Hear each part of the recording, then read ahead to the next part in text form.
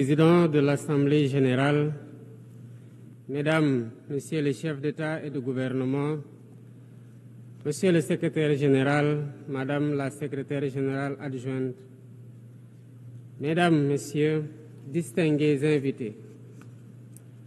Avant tout propos, je voudrais saisir cette tribune pour saluer à nouveau la mémoire de mon compatriote, Amadou Makhtar Mbow, qui vient de nous quitter. Ancien directeur général de l'UNESCO de 1974 à 1987, il fut un homme d'État émérite et un fervent acteur panafricain de la lutte pour les indépendances. Je félicite M. Philomène Yang pour son élection à la présidence de cette Assemblée générale des Nations unies, ainsi que son prédécesseur, pour sa contribution à la mise en œuvre de notre agenda commun. À travers vous, je formule mes vœux de succès dans la conduite de nos travaux. Je salue également l'engagement constant du secrétaire général Antonio Guterres, dont les efforts pour promouvoir la paix, la dignité humaine et le multilatéralisme sont plus que jamais nécessaires. Le Sénégal renouvelle son plein soutien à sa mission en ces temps de turbulence mondiale.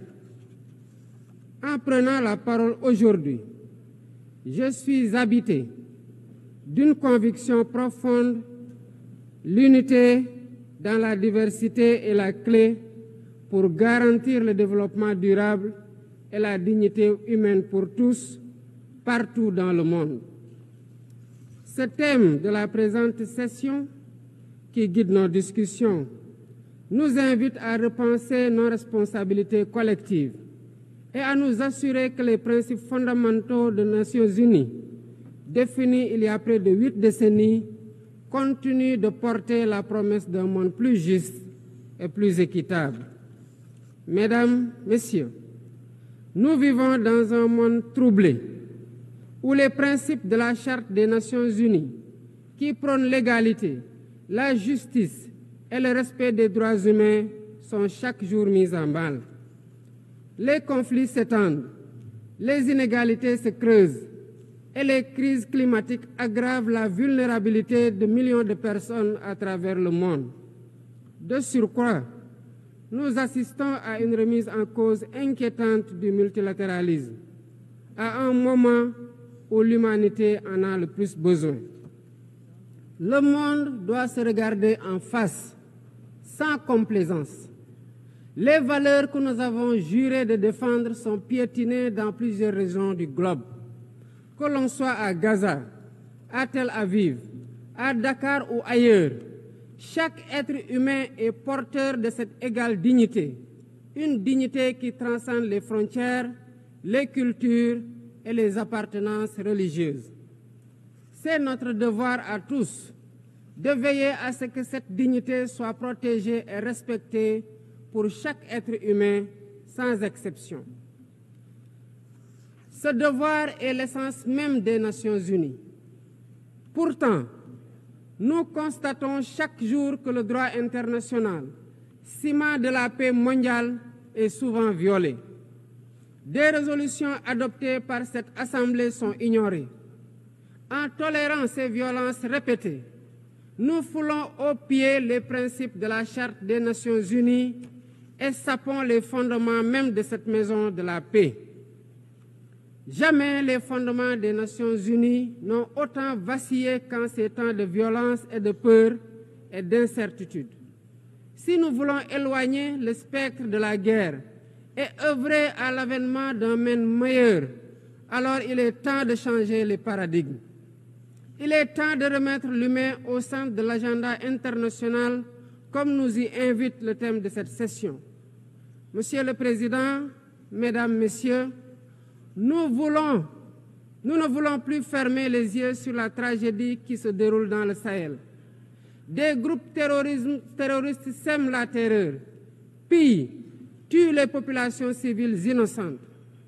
Cette région autrefois stable est désormais en proie à une violence quotidienne tandis que les Nations Unies, particulièrement le Conseil de sécurité, restent trop souvent inertes. De même, nous ne pouvons pas accepter que le Sahel devienne le théâtre de rivalités de puissances étrangères dont les affrontements ne font qu'aggraver la déstabilisation de la région. Je dois rappeler ici que la paix et la sécurité de l'Afrique sont indissociables de la paix mondiale. Il est impératif que le Conseil de sécurité remplisse pleinement son rôle de garant de la stabilité internationale.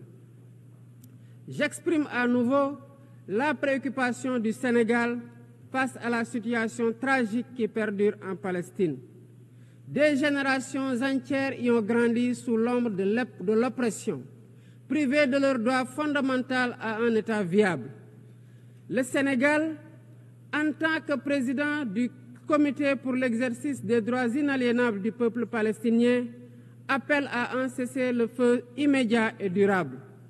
Nous réitérons notre soutien à la solution des deux États, avec Jérusalem-Est comme capitale de la Palestine, conformément aux résolutions pertinentes des Nations Unies.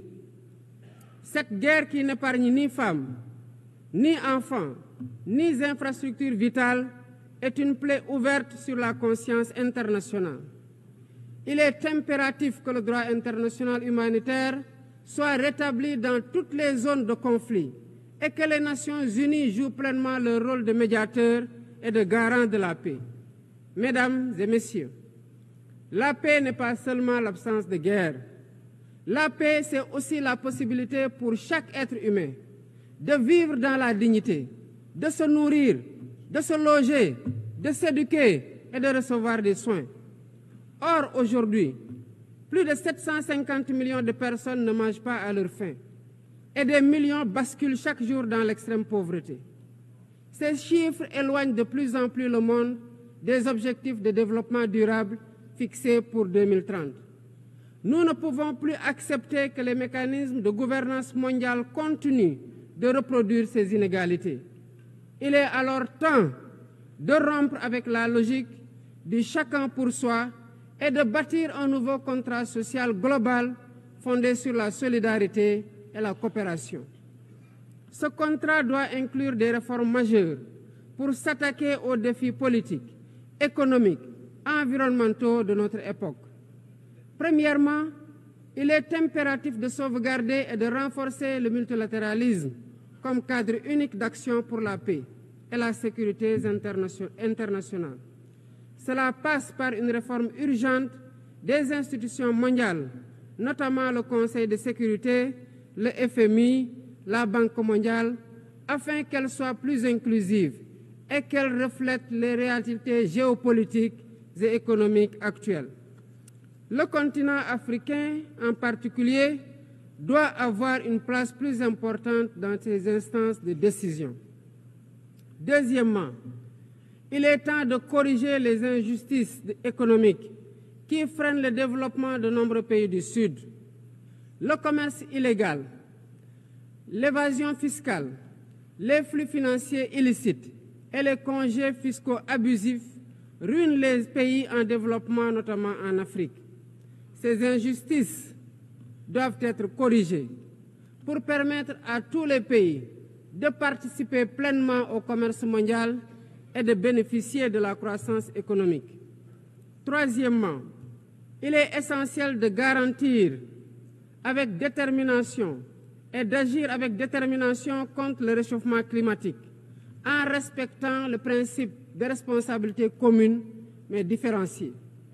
Les pays industrialisés responsables historiques des émissions massives de gaz à effet de serre doivent intensifier leurs efforts pour financer une transition énergétique juste et équitable qui ne pénalise pas les pays en développement. Nous devons impérativement protéger notre planète sans sacrifier les droits des nations les plus vulnérables à poursuivre leur développement. Quatrièmement, il est nécessaire de rompre avec toute tentative d'imposer des normes civilisationnelles unilatérales.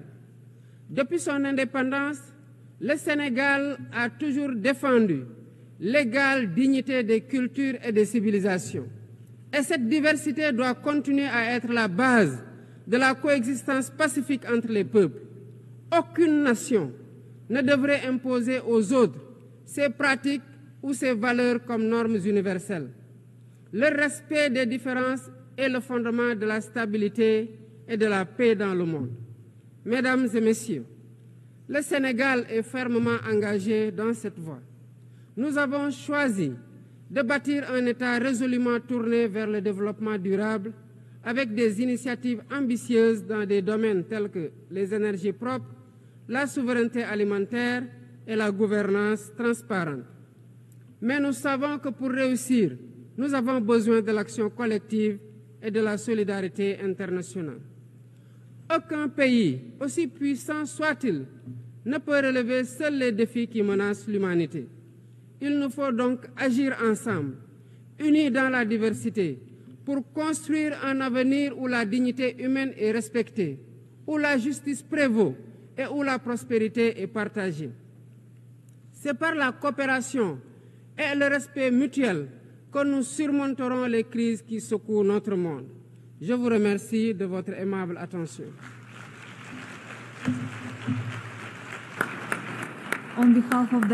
Au nom de l'Assemblée, je remercie le président de la République du Sénégal.